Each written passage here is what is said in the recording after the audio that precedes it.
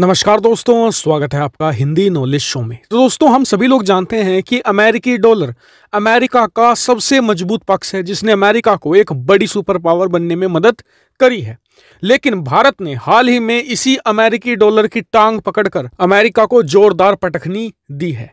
और ये रणनीति ऐसा नहीं कि सिर्फ भारत ही चल रहा है, इसी रणनीति पर चलकर आज चीन दुनिया की दूसरी सबसे बड़ी आर्थिक महाशक्ति बना है और आने वाले 5 से 6 सालों में दुनिया की नंबर 1 आर्थिक महाशक्ति बन जाएगा। भारत भी उसी राह पर है। लेकिन वही बात करें अमेरिका की, तो जो डॉलर उसकी सबसे बड़ी मजबूती था, आज वही सबसे बड़ी कमजोरी भी बन बैठा है। चलिए मैं आपको डिटेल से समझा देता हूं। दरअसल खबर यह निकलकर सामने आई है कि अमेरिकी सरकार ने एक रिपोर्ट पेश करी और इस रिपोर्ट में बताया कि भारत ने अमेरिकी डॉलर को बहुत ही भारी मात्रा में खरीदा है। कितनी भारी मात्रा में? लगभग भारतीय जीडीपी का 5%, यानी 140 से 150 अरब डॉलर। इतनी भारी मात्रा में भारत डॉलर खरीद रहा है। अब आपका सवाल होगा कि भारत अमेरिकी डॉलर क्यों खरीद रहा है, और वो भी इतनी भारी मात्रा में 150 अरब डॉलर के डॉलर हमने खरीदे हैं, तो कुछ तो कारण होगा। तो मैं कहूँगा बिल्कुल कारण है। दरअसल कारण ये है कि भारत यहाँ पर जो अपने एक्सपोर्ट हैं उन्हें बढ़ाना चाहता है, और इसके लिए 2 रास्ते हैं। पहला तो ये कि भारत जो अपने सामान हैं उनकी कीमतें कम कर दे, ताकि विदेशों में भारतीय सामानों की मांग बढ़े। लेकिन इससे जो भारतीय एक्सपोर्टर हैं, जो भारतीय कंपनियां हैं, इन्हें नुकसान होगा। ऐसे में आता है दूसरा और मोस्ट रिलायबल ऑप्शन, वो है अपने पैसे को डीवैल्यू कर देना, यानी कि भारतीय रुपए की कीमत को डॉलर के मुकाबले गिरा देना। अब थोड़े चौंक गए होंगे कि भारतीय रुपए की वैल्यू गिराकर एक्सपोर्ट कैसे बढ़ाए जा सकते हैं, इससे तो देश की प्रतिष्ठा गिर जाएगी। जरा रुकिए, मैं आपको अब सारे सवालों के जवाब देता हूं। सबसे पहले तो ये जान लेते हैं कि कैसे रुपये को डीवैल्यू करके एक्सपोर्ट बढ़ाए जाते हैं। देखिए, पहले भारत ने क्या किया कि 150 अरब डॉलर की कीमत के डॉलर खरीदने शुरू कर दिए। इससे क्या हुआ कि मार्केट से डॉलर गायब होना शुरू हो गया। डॉलर कम है तो उसकी कीमतें ज्यादा होंगी। जैसे कि आप देखते भी हैं कि मार्केट में जो चीज कम होती है उसकी कीमत ज्यादा होती है। डॉलर का भी वही सीन है। तो जो डॉलर पहले 70 रुपए का मिल रहा था, वो जब कम होना शुरू हो गया तो वो 75 रुपए का मिलना शुरू हो गया। अब इससे फायदा एक्सपोर्टर को कैसे हुआ वो समझिए, ये गणित है। मान लीजिए कि एक कंपनी है जो ग्लास बनाती है, जिसमें पानी पीते हैं हम लोग। वो ग्लास हम एक्सपोर्ट करते हैं अमेरिका, ठीक है। उस ग्लास की भारत में कीमत है 70 रुपए, अमेरिका में भी उसे 70 रुपए में ही बेचा जा रहा है।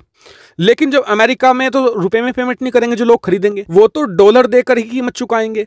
तो 70 रुपए के कितने डॉलर हो गए? 1 डॉलर। लेकिन उसके बाद क्या हुआ कि भारत ने भारतीय रुपए को डीवैल्यू करना शुरू कर दिया, डॉलर खरीदने शुरू कर दिए। अब उसका फर्क क्या पड़ेगा मैं आपको बताता हूं। भारत का जो एक्सपोर्टर है वो तो आज भी 70 रुपए में ही बेच रहा है, ठीक है, उसे तो नुकसान नहीं है। लेकिन जब वो अमेरिका जाएगा ग्लास, तो वहां पर जब इसकी कीमत तय करी जाएगी तो देखेंगे जी, अब तो डॉलर के मुकाबले रुपए में काफी फर्क आ चुका है। पहले 1 डॉलर में 70 रुपए थे, अब 1 डॉलर में 75 रुपए हैं। तो अब इसकी कीमत हम 1 डॉलर तो ले नहीं सकते, तो कीमत कम कर देते हैं। इसकी कितनी हो जाएगी? 90 सेंट। यानी कि भारतीय गिलास अमेरिका में जाकर 10% सस्ता हो जाएगा। और जो भारतीय गिलास है उसके सामने जो अमेरिका का गिलास है वो टिक नहीं पाएगा, क्योंकि वो तो आज भी 1 डॉलर का बिक रहा है। तो ऐसे में भारत के ना सिर्फ एक्सपोर्ट बढ़ेंगे, बल्कि भारतीय जो एक्सपोर्टर हैं, जो कंपनियां बनाकर बाहर भेज रही हैं, उन्हें भी घाटा नहीं होगा। इस तरीके से ये मैकेनिज्म काम करता है। वहीं इसका दूसरा फायदा है इंपोर्ट में। मान लीजिए कि अगर हम किसी चीज को इंपोर्ट कर रहे हैं विदेशों से, तो वो महंगी हो जाएगी, साइकिल उल्टा हो जाएगा, जिस वजह से भारत में विदेशी चीजों की मांग घटेगी और भारत की चीजों की मांग भारत में भी बढ़ेगी और विदेशों में भी बढ़ेगी। हालांकि अब कुछ खुराफाती लोग ये भी सवाल पूछेंगे कि जी पाकिस्तान का एक्सपोर्ट भी तो बढ़ना चाहिए, उनकी तो जो करेंसी है डॉलर के मुकाबले 200 रुपए को टच कर रही है पाकिस्तानी में, तो उन्हें नहीं फायदा होगा। तो आपको बता दूं कि उसके लिए आपके पास कोई चीज भी होनी चाहिए जिसे आप एक्सपोर्ट करें, तभी वो आप उसका फायदा उठा सकते हैं। लेकिन अब आप कहेंगे क्या अमेरिका को इसका पता नहीं है? तो आपको बता दूं कि अमेरिका को इसका पता है, और इसीलिए अमेरिका ने भारत को करेंसी मैनिपुलेटर की लिस्ट में डाल दिया है। और इस लिस्ट में सिर्फ भारत नहीं है, इसमें है अमेरिका के ही जो एलाइज कंट्री हैं, जैसे कि आयरलैंड। इसके अलावा इसमें बात करें तो जापान, दक्षिण कोरिया, चीन, इसके अलावा 5-6 देश और हैं। तो इन सभी ने ये कांड किया है। किसी ने थोड़ा किया है, किसी ने ज्यादा किया है, सबने अपनी जरूरत के हिसाब से किया हुआ। यहाँ तक कि ताइवान भी है। तो क्या करेंसी मैनिपुलेटर में आने से भारत पर कुछ प्रतिबंध लग जाएगा? तो देखिए, कुछ नहीं होने वाला है। भारत ने तो चलिए अभी किया है, चीन तो पिछले 30 सालों से करता आया है और बहुत ही बड़े लेवल पर। चीन का उदाहरण भी दे देता हूं आपको। चीन की जो मुद्रा है युआन, आज वो काफी मजबूत होनी चाहिए थी लॉजिकली, क्योंकि जो चीन है अमेरिका से भी ज्यादा एक्सपोर्ट करता है चीजें, लेकिन वो इस हिसाब से मैनिपुलेशन करता है कि आज भी चीन की मुद्रा युआन डॉलर के मुकाबले काफी कमजोर है। आज $1 के बदले आपको करीबन 6.5-7 युआन मिल जाते हैं, और कभी कभी तो चीन जब ज्यादा उसके एक्सपोर्ट कम हो जाते हैं तो इसे 10 तक भी ले जाता है। तो सोचिए वो इस लेवल पर मैनिपुलेशन करता है। भारत की बात करूं तो इससे कोई फर्क नहीं पड़ता, और भारत इसे कंटिन्यू रखे यही भारत के हित में है।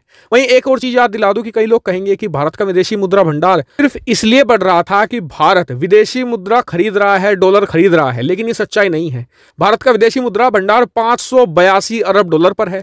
भारत ने मात्र 150 अरब डॉलर खरीदे हैं। बाकी का जो भारी भरकम विदेशी मुद्रा भंडार है, भारत ने कड़ी मेहनत करके एक्सपोर्ट करके चीजों को जब कमाया है। हालांकि भारत की इस रणनीति पर आपका क्या मानना है, कमेंट करके जरूर बताएगा। साथ ही वीडियो को शेयर कीजिएगा और चैनल को सब्सक्राइब करना बिल्कुल मत भूलिएगा। Thank you for watching video.